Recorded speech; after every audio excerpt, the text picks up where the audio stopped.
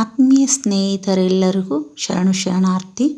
ನಾವೆಲ್ಲ ಬಸವ ಕಲ್ಯಾಣದ ಅನುಭವ ಮಂಟಪಕ್ಕೆ ಮತ್ತು ಬೀದರ್ಗೆ ಭೇಟಿ ನೀಡಿದ್ದೆವು. ಅಲ್ಲಿಯ ಒಂದು ಅನುಭವವನ್ನು ನಿಮ್ಮೊಂದಿಗೆ ಹಂಚಿಕೊಳ್ಳಲಿದ್ದೇನೆ. ಪ್ರತಿಯೊಬ್ಬ ಭಾರತೀಯನು ನೋಡಲೇಬೇಕಾದಂಥ ಒಂದು ಸುಂದರವಾದ ತಾಣ.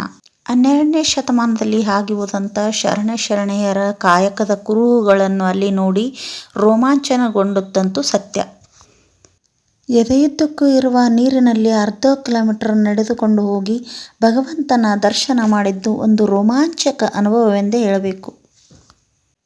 ನಂತರ ಪೊಲೀಸ್ ಇಲಾಖೆಯಲ್ಲಿ ಕೆಲಸ ಮಾಡುತ್ತಿರುವಂಥ ಸ್ನೇಹಿತರೊಬ್ಬರ ಮನೆಯ ಆತಿಥ್ಯವನ್ನು ಸ್ವೀಕರಿಸಿ ನಾವು ತೆಗೆದುಕೊಂಡು ಹೋದ ರುಚಿಯಾದ ಊಟವನ್ನು ಅವರೊಂದಿಗೆ ಸವಿದು ಸಂತೋಷಗೊಂಡೆವು. ನಂತರ ನಾನಕ್ ಜರಿ ಮತ್ತು ಪಾಪನಾಶಿನಿಯನ್ನು ನೋಡಿಕೊಂಡು ಮನೆಗೆ ತೆರಳಿದೆವು.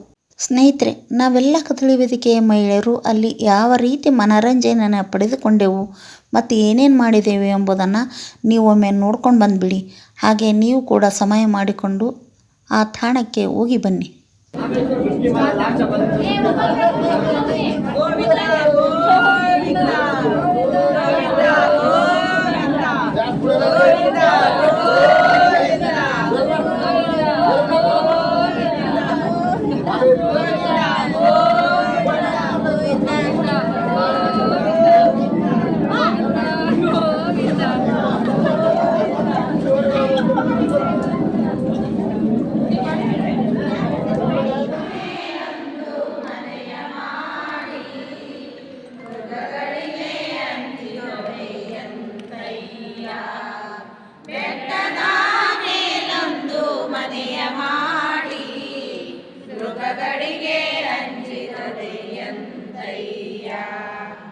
ಸಮುದ್ರದ ಕಡೆಯಲೊಂದು ಮನೆಯ ಮಾಡಿ, ಸಮುದ್ರದ ಕಡೆಯಲೊಂದು ಮನೆಯ ಮಾಡಿ, ನೆರೆ ತೊರೆಗಳಿಗಂಜಿದೊಡೆಯಂತಯ್ಯ, ನೆರೆ ತೊರೆಗಳಿಗಂಜಿದೊಡೆಯಂತಯ್ಯ, ಬೆಟ್ಟದ ಮೇಲೊಂದು ಮನೆಯ ಮಾಡಿ, ಮೃಗಗಳಿಗೆ ಅಂಜಿದೊಡೆಯಂತಯ್ಯ, ಮೃಗಗಳಿಗೆ ಅಂಜಿದೊಡೆಯಂತಯ್ಯ.